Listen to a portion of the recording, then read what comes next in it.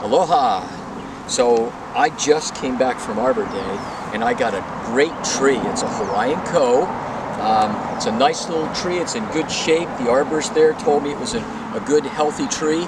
So now I want to do the second most important thing, because once I select the right tree for the right place, I got to put it in the ground right. If I don't do that well, then the tree's not going to be happy. So I need to do a good, proper planting of this tree. So I'm going to start off with pick a spot, and I picked a spot out here where it's got plenty of room. It's got plenty of room to grow overhead. We've got good soil appropriate for this tree. It's got good space underground for the roots, good space overhead for the crown. It's got nice sun, it's got enough water here, so I think it's going to be a happy place for it. So let's put this in the ground. Okay, so first thing I'm going to do after I select my site, because I got the site all prepared, so we've cleared all the debris around. Now I need to make the pit, the planting pit.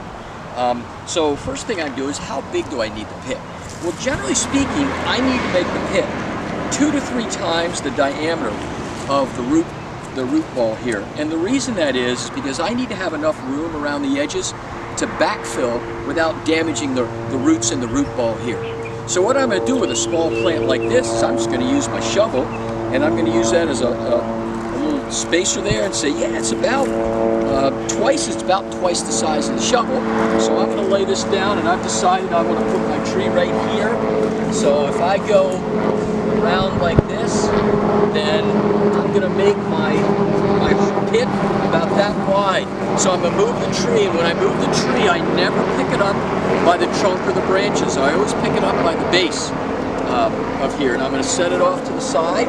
And we have some nice lawn here, so I'm going to kind of cut it around. I want to save the turf. If you want to save the turf, you can strip it off. You don't need to do that, but I'm going to save this, so I'm going to go around and I'm going to check and make sure, yep, as I go around, that I'm going to make this big enough so that I can make a pit that's going to be the right width for this tree. One thing I want to make sure when I get my plant from the nursery is not only is it in good form and good shape, but before I plant it, I want to make sure it's not planted too deep in the pot. Sometimes our nursery folks inadvertently get the tree too deep in the pot to get it to stand up. So what I'm going to do is I'm going to go in the top of the pot, because I can fix this, and I'm going to just gently with my fingers pull soil away, and I'm looking at the base of that trunk. And what I want to see is what we call butt flare, root flare, is where the bottom of the taper gets out and flares out, and I'm going to feel down here for the top of a major root. And right there, you can see I've got a bit of a flare and I've got a major root. Now, this is pretty good. If this was deeper, and sometimes I've found the root flare in the bottom here, before I put it in the soil, before I measure the root ball for the depth of the pit, I'm going to take all that soil off the top to make sure that the tree starts off, because otherwise it's not going to be a happy tree and it's not going to live very long. So I want to make sure that it is properly in that root ball before I put it in the ground. So now I've got the top of my soil about a little less than 3 times the diameter of the root ball. It's a good width there. Now I need to know how deep I want to do it. Now I don't want to dig this very deep, because the roots, contrary to what most people think, the roots do not go straight down.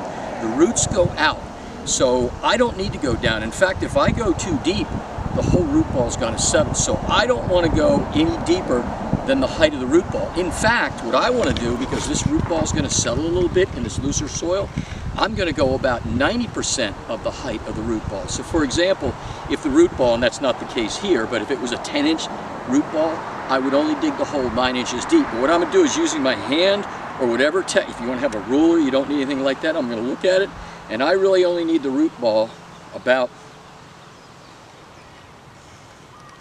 as deep as my fist, from my wrist to right there. So I'm going to start carefully digging, and I'm going to measure it periodically. So I'm going to go in here and I'm going to just dig down very carefully. I don't have to go very, very deep with this.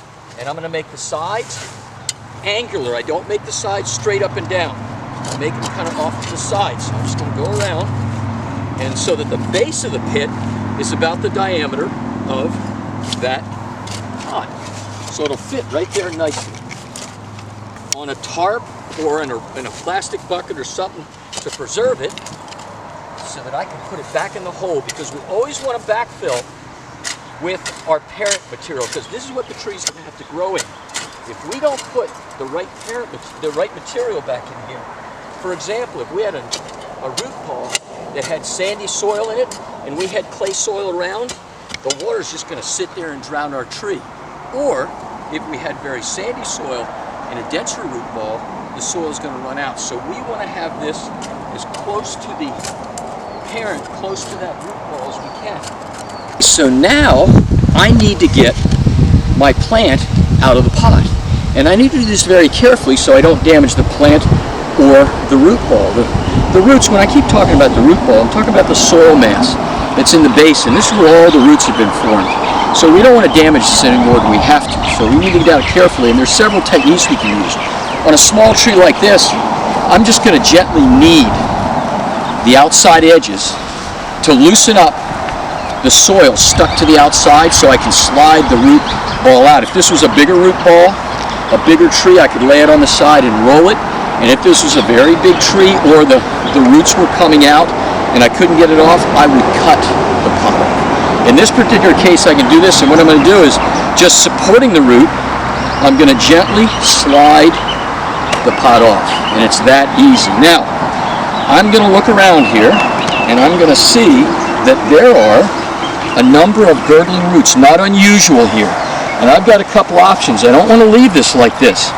I can tease the roots out, which means coming in here and gently massaging. I'm going to go right over the pit right here and massaging them out. Or the other technique that we use, especially on larger root balls, and this is to get the roots, if you keep the roots flush against here, they're going to keep going round and round. We don't want that because it will girdle the plant and the plant will eventually fall over. I've seen trees 10, 20 years later fall over from girdling roots, so it's not something that may happen right away. So I can tease them out like this and lay them in, or I can take my knife, and the other way to do it is bring your knife and every couple inches sever it. Sever off those long roots that are coming out so that you break that and the new roots will grow out. Either technique. I kind of like, depending on what I'm working with, I kind of like teasing them out, but it's all good. So we're getting it in. Now I'm going to set the tree in the pot. Now, if I can, and with my Arbor Day tree, I really am not sure. If I'm getting this from a nursery, it's been grown in a nursery, I want to orient it the same way the sun is, because that side of the tree is adapted to the sun. Now this one I'm really not sure. So I'm going to set it in my pit here, checking, it looks pretty good, kneading the roots out, straightening them out in the pit, and I'm going to look around. Here I've got a nice open area. If there was a walkway there and I had branches, if I had branches on the tree, I would turn it so the branches aren't around. I want to get it nice and level as I can. And then what I'm going to do is start backfilling. So in this case with my little tree, I'm going to put a little bit of soil around the base. Now we want to be careful that we don't pack it down. You want to get the air pockets out. I'm going to fill it out in this little tree. I'm going to go about a half of the depth of the pit because there's not a lot of soil here. I'm not putting any on top. Then I'm going to take some water, and I'm going to use this water to gently settle the soil and get the air pockets out. Because what I need to do is get water to my root system, but I need to settle out and get the air pockets out of that new soil. And water is probably the best way to do it. See, there's a little clumpiness here. No big deal. The little fine soil particles will fill in there, and I'll just let it settle. I'm not tamping it. You do not want to ever tamp soil that's wet because it'll make it hard as a rock like concrete, and you'll basically suffocate your tree. So after I get that settled, and I'll do this a couple of times, I'm just going to keep putting the soil around, and depending on the size of your tree, you may need this 2 or 3 times. So I'm going to dump this in like this, work it around, and again, I'm going to water it in. After I've set my tree and backfilled, sometimes my tree is not as stable. I really do not want to stake trees unless I absolutely have to, because when you stake trees, it keeps them from moving, and when they can't move, they can't get strong. So I really don't want to stake it. If it can stand up on its own, then I'm going to leave it like that. But if I do need to stake my tree, and even my little cohere tree, there's a kind of a strong wind coming through here, and I'm a little worried until it gets established, those roots get established outside that root ball, which isn't going to take very long. I want to keep that root ball nice and stable. I want my tree to stay up, so I want to give it a little insurance, but I don't really want to stake it. So what I'm going to use is a root support system, which is a really neat technique that will hold the tree up without damaging the trunk of the tree, let the tree move, but keep it from falling over. This is a very proven technique. What I did is I staked 4 stakes right on the outside, against and outside the root ball. So that they're touching the root ball, they're not through the root ball, and actually they're kind of sitting there and they're kind of holding it up. But this isn't the strength of what I'm going to do. It's going to help hold it up, but then I'm going to take some small, and these are untreated wood, so this is just going to decay over time. I don't have to mess with this at all. I'm going to take another small piece of wood, and I'm going to drill them in to the top, sitting flush on top of the root ball to secure the root ball in place, to keep it from moving, but without damage, without touching the tree and without damaging the tree. I'm going to pre-drill the holes so I don't split my stakes and set it all up.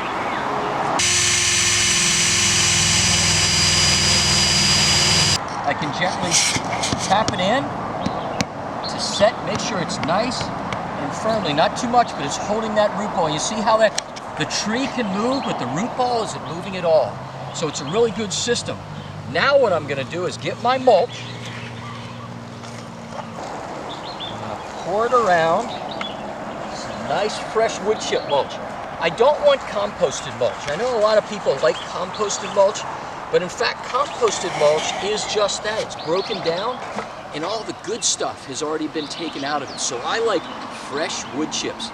Same day chipped is the best, but anything that's still pretty fresh. So I'm going to spread it around my tree. I'm going to make sure that none of the wood chips are piled against the trunk of the tree. And I'm even going to hide that root support system.